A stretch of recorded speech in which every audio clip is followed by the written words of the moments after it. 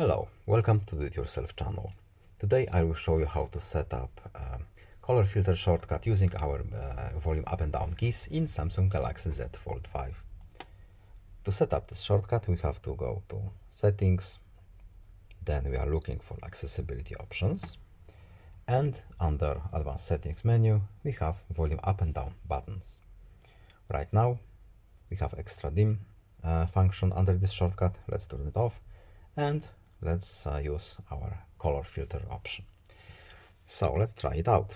Volume up and volume down button for 3 seconds.